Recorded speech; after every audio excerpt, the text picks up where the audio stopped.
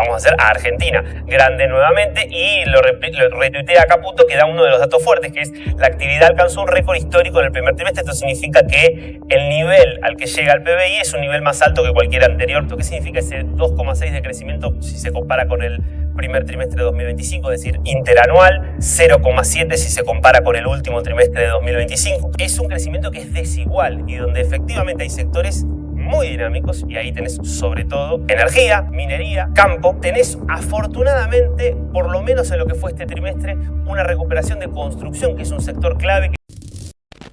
Título central tiene que ver con la economía y cómo el presidente Javier Milei celebra el dato del crecimiento económico que se registra en el primer trimestre de 2026. Lo publica el propio Milei básicamente con un homenaje a Donald Trump, MAGA, obviamente. En vez de Make America Great Again, vamos a hacer a Argentina grande nuevamente, y lo retuitea Caputo, que da uno de los datos fuertes, que es la actividad alcanzó un récord histórico en el primer trimestre. Esto significa que el nivel al que llega el PBI es un nivel más alto que cualquier anterior, por lo menos según los datos oficiales. Después Lucrecia obviamente lo va a desarrollar mucho mejor. ¿Qué significa este dato? ¿Qué significa ese 2,6 de crecimiento si se compara con el primer trimestre de 2025? Es decir, interanual, 0,7 si se compara con el último trimestre de 2025. Creo que es el octavo crecimiento entre trimestre y trimestre que viene registrando la economía argentina. Porque claro, es un crecimiento que es desigual y donde efectivamente hay sectores muy dinámicos, y ahí tenés sobre todo energía, minería, campo, los sectores que más vienen creciendo. Tenés afortunadamente, por lo menos en lo que fue este trimestre, una recuperación de construcción, que es un sector clave que venía muy golpeado, pero claro, comercio e industria manufacturera siguen cayendo. Entonces esto es un tema que genera preocupación porque está muy atado al empleo. Y vamos a hablar después también del consumo, porque hay datos contradictorios. El gobierno también da un dato que se conoce con el dato del PBI, de un crecimiento del consumo privado. Pero claro, ese crecimiento del consumo es un número muy macro que no refleja necesariamente tu consumo de cada día cuando vas al supermercado, porque ese consumo sigue en muchos aspectos y en muchos casos cayendo. Y vamos a hablar también del salario. Bueno, muchos datos de la economía que nos muestra este momento particular, que es, la verdad, es un momento gris, con luces en algunos sectores, pero también puntos de oscuridad en otros. A partir de hoy se viene una saga de 10 días de viaje para el presidente Javier Milei. Va a estar volando hacia Madrid del 24 al 27 de junio, es decir, hasta el próximo sábado. En Madrid se va a reunir con inversores, con empresarios, también va a dar una charla y va a recibir un premio de la Universidad de San Pablo. Estamos hablando del viernes 26, eso va a ser puntualmente este viernes. Va a volver después brevemente al país Javier Milei, y ya el 30 va a estar viajando hacia Paraguay para participar de la cumbre de presidentes del Mercosur, allí en Asunción, y después de otro breve regreso va a estar viajando hacia los Estados Unidos el 4 de julio para participar de la ceremonia por los 250 años de la independencia de ese país. Así que se vienen 10 días de intensa actividad en lo que tiene que ver con viajes para el presidente Javier Milei. Dólar blue subió 10 pesos ayer y ya supera los 1.500 pesos. Con la suba ayer de 10 pesos por parte del dólar blue, cerró para la venta en 1.505. Volvió al nivel que tenía en enero. El dólar blue está teniendo varias jornadas consecutivas de suba, pero también subió el dólar minorista 10 pesos, cerró para la venta en 1.490, y el dólar mayorista también 10 pesos en 1.471,50, aunque estamos hablando de un dólar mayorista que todavía está muy lejos del techo de la banda, momento en que el Banco Central o el Tesoro tendrían que salir a vender reservas. En cuanto a los financieros, tanto el dólar MEP como el contado con liquidación ayer tuvieron una suba mayor a 20 pesos. El MEP subió 22 pesos, cerró en 1.506, mientras que el contado con liquidación subió 25 pesos y cerró en 1.555. ¿Qué es lo que estamos viendo? Una mayor presión cambiaria a la par de un Banco Central que bajó el ritmo de compra de reservas en las últimas semanas. Esto era algo que el ministro Caputo ya había adelantado que iba a suceder. Era muy difícil que el Banco Central pueda mantener el ritmo de compra de reservas de los primeros 5 meses de este año. Trae cierta tranquilidad que el equipo económico ya haya cumplido la meta con el Fondo Monetario Internacional, esos 10.000 millones de dólares que tenía que comprar este año, pero hay que ver cómo sigue esta situación, sobre todo la compra de reservas del Banco Central, porque el Banco Central tiene una meta de acumulación, además de una meta de compra. Continuamos con la mesa. Lucre. Dari, los salarios, se conocieron nuevos datos de los salarios en el mes de abril. Ayer el INDEC dio a conocer que los salarios en abril aumentaron un 3,7%, un dato que si lo mirás y lo analizás de manera lineal contra la inflación, te daría que los salarios en abril le ganaron, Sí. porque recordemos la inflación fue del 2,6%. Pero hay que entender que este 3,7% es un dato promedio y que hay ciertos sectores, ciertos asalariados o personas a partir de sus ingresos que presionan a este 3,7%. Y ahí te traje algunos datos para que empecemos a analizar cuáles fueron los ganadores y los perdedores Claro, porque muchos están respecto viendo a la esto y inflación. dicen, che, pero esto en mi recibo de sueldo y mi lista de supermercado no me dan estos números. Exacto, mi salario no creció un 3,7%. Bueno, vamos a ver en la siguiente placa, por ejemplo, el sector registrado tuvo un incremento del 3,5% del salario y ahí tenemos que separar entre el sector registrado privado, que creció un 4%, y después compararlo con el sector público. El sector privado registrado creció un 4%, le ganó la inflación en abril. Pero ¿qué es lo que pasa en el año? Claro. Tuvo un incremento del 10,1% cuando la inflación fue del 12,3%. O sea, en lo que va del 2026, el sector privado registrado viene perdiendo contra la inflación. En abril hubo una leve recuperación, pero que no llega a compensar todo lo que pasó en los meses todo lo que va en anteriores. el año. Y en los últimos 12 meses también pierden contra la inflación. Estamos hablando de cerca de un 29% contra un 32,4%. Después nos vamos al sector público, que ahí ya en el mes de abril perdieron contra la inflación un 2,3% contra un 2,6%. Empleado público es el gran perdedor, digamos, del modelo económico de este gobierno, sin duda es el empleado público. Y te diría que el empleado público, a su vez, ahí en ese dato, en ese 2,3%, tenés una gran ayuda de lo que está sucediendo con los salarios en las provincias. Porque en las provincias sí se están dando mayores incrementos salariales que a nivel nacional. Entonces eso, a su vez, ayuda a este 2,3%. El sector público también perdiendo contra la inflación en lo que va del año y en los últimos 12 Ahora, meses. en lo que va del año, perdió un poquito menos que el sector registrado, el privado registrado. Exacto, un 12%, pero ahí se explica por esta diferencia entre el salario del sector público nacional y el salario del sector público provincial. Claro. Bien. ¿Cuál es la gran ayuda en este 3,7% que comunica el INDEC? El sector privado no registrado, la economía en negro, que INDEC marca que tuvo un incremento en los salarios del 4,7% en abril, el gran ganador también a nivel en lo que va del año y en los últimos 12 meses con un incremento del casi el 70%. A ver, explícalo esto, porque es contraintuitivo. Vos decís, yo soy trabajador en negro, estoy desprotegido, no tengo un sindicato que pelee por paritaria, voy a estar peor frente a la inflación. Los datos muestran exactamente lo contrario. ¿Por qué? Bueno, ahí es lo que venimos hablando también del costo laboral. Muchas veces es más fácil otorgar aumentos salariales cuando vos estás en negro y no tenés que pagar cargas sociales como empleador, contribuciones. Eso lleva a que vos puedas darle mayores aumentos quizás a tus empleados que no están registrados.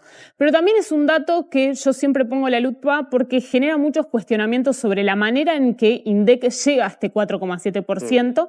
Todos los analistas aseguran que es un dato que viene con retraso y entonces hay que tener cuidado en cómo se leen los datos de los salarios. Perdón, vamos un segundo de volver a la placa porque me llamó mucha atención los últimos 12 meses 69%. Sí, increíble. Duplicaron la inflación. Sí, eso es lo que es vuelve... un incremento real muy fuerte. Sí, y eso es por qué se generan tantos cuestionamientos sobre este dato que siempre ayuda al promedio general de los salarios. Bien, gracias, Lupe. ¿Vale? Dari, De viajar a España, Javier Milei expuso ante la Fundación Faro de Agustín Laje en un contexto importante, porque había presencias destacadas de funcionarios que acaban de ingresar al gobierno. Estamos hablando de Adrián Rabier, el nuevo vocero presidencial, y de Fabián Fernández, que va a ser el secretario de Comunicación. Los dos se sentaron al lado de Karina Milei y de Manuel Adorni. Escuchemos la bienvenida que le daba Javier Milei durante su discurso, que duró un poquito más de una hora. También quisiera agradecer al diputado nacional y exdirector académico de esta institución, Adrián Rabier,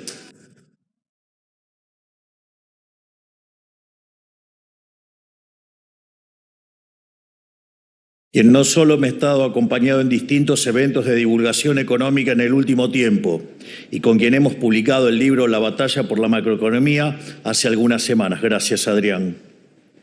Además, como parte del Congreso más reformista de la historia, ha hecho una contribución enorme en la aprobación de leyes que están haciendo posible la Argentina del futuro. Recordando ahí el hecho de haber sido parte del mismo libro que escribieron juntos, bueno, un Javier Milei que de alguna manera le da la bienvenida a este nuevo vocero presidencial. Recordemos que en la Cámara de Diputados va a dejar una banca libre que en principio la cubriría Martín Matzin, que proviene del bullrichismo. Vamos a ver en este momento cómo están operando las principales bolsas del mundo. Un panel mixto con subas y bajas. El IBEX 35 está teniendo en este momento una caída del 0,25%, mientras que la Bolsa de Madrid está con una caída más pronunciada del 0,31%. El Merval ayer tuvo una caída del 0,89%, en línea con lo que sucedió con las acciones argentinas en Wall Street, que ayer cayeron un 3,7%.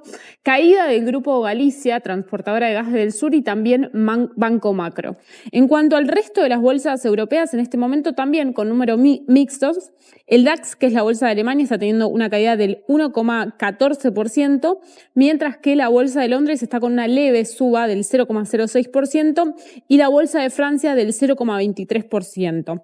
En cuanto a las bolsas asiáticas que en este momento ya cerraron, todas las hicieron con números verdes, el Shanghái con una suba del 0,11%, mientras que la bolsa de Hong Kong con una suba del 0,33%. Luque. Dari, ayer el INDEC, además del dato de salarios, dio a conocer el dato del Producto Bruto Interno en el primer trimestre del 2026, un dato que refleja qué es lo que pasó con la economía en los primeros meses del año. ¿Qué es lo que dio un incremento del 0,7% contra el cuarto trimestre del 2025, mientras que tuvo un crecimiento del 2,3% contra el primer trimestre del 2025? Pero de vuelta hay que volver a plantear cómo hay que leer este dato, porque que la economía en su conjunto haya crecido un 0,7% no implica necesariamente que todos los sectores de la actividad hayan crecido 0,7%. Ahí lo que reveló el INDEC es que de los 16 rubros que busca medir, 12 tuvieron incrementos, en donde claramente se destaca, como sucede con el EMAE, que hay determinados rubros, como puede ser minas y canteras, que está todo lo vinculado con Vaca Muerta, que tuvieron un incremento del 12% interanual, el agro un incremento del 18%, y obviamente están los sectores más golpeados, en donde aparece el comercio, con una caída moderada, te diría, del 0,3%, la industria manufacturera la más golpeada de todo. ¿no? Esa es la gran pregunta que nos estamos haciendo, también teniendo en cuenta que para el gobierno los mejores meses de la economía todavía no arrancaron. Caputo puso como principio de esos mejores 18 meses, mayo, junio de este año, así que si bien ayer el gobierno sale a festejar este dato, la expectativa que tiene el oficialismo... Esto es hasta marzo. Pregunto. Exacto. ¿Cuál es el motivo por el que el gobierno piensa que van a ser los mejores meses? ¿Tiene que ver con la liquidación? No, a ver, la liquidación del campo, la gran parte de la cosecha gruesa ya pasó. Por eso, abril. Lo que apuesta el gobierno es que vos ya pasaste la reforma laboral, el sector privado y los empresarios tendrían que tener un mayor incentivo a formalizar trabajadores, a contratar trabajadores ahora que tienen una mayor seguridad jurídica. También tenés todo el tema de inocencia fiscal, que ahí Caputo tiene quizás los mayores problemas ahora porque no va a poder pasar o va a ser muy difícil que Caputo logre pasar esa nueva ley en el Congreso. Esto es parte Adorni, ¿no? Sí.